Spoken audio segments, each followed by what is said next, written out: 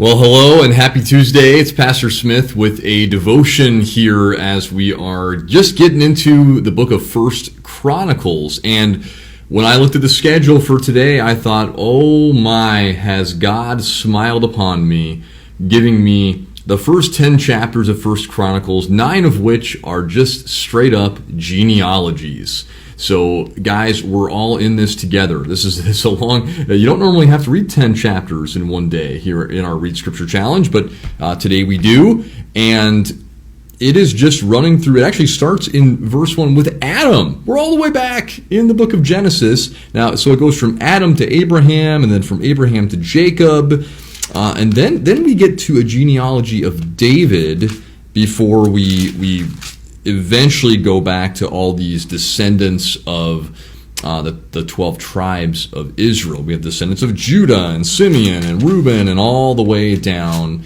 But really, this entire book, these books of Chronicles, are really focusing in especially on David, especially First Chronicles, and then all the other kings that reigned over Judah in Jerusalem.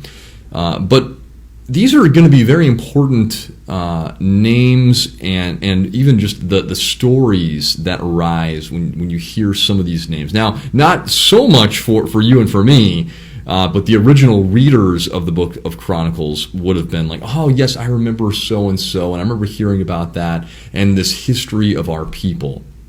It kind of makes me think of, maybe you get together with old friends, maybe like at a high school reunion or just reconnecting with people. And a lot of times, you'll just spend hours talking about the past.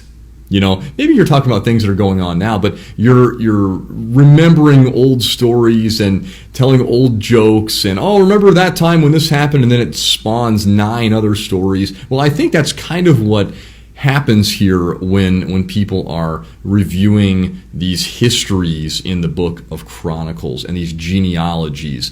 You're going back and you're reviewing all that God has done.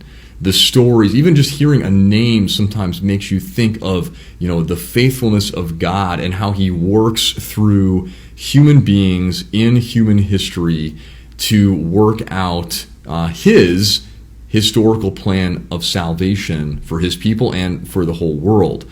And so this book, the book of Chronicles, really does focus in on King David. And David is a larger-than-life figure. He's big in the book of Chronicles.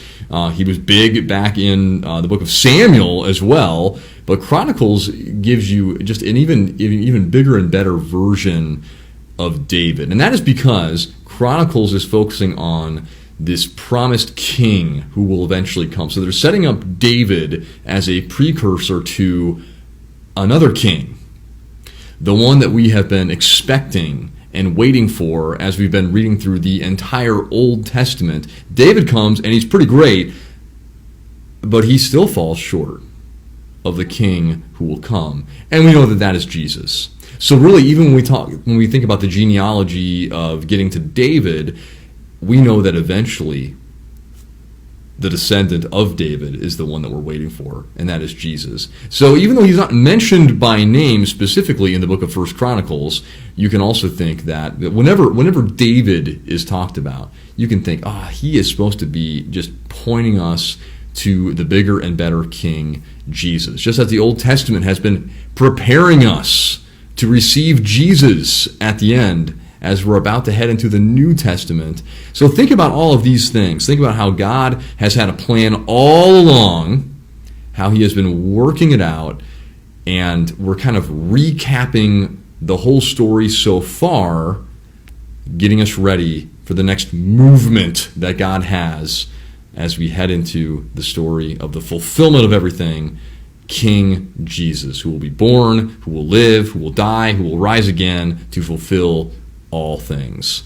So that's a little precursor here, a little introduction to First Chronicles. May God give you perseverance as you read all 10 chapters today, and may God bless our final reading here over the next couple of weeks of the Old Testament. God's blessings to each one of you.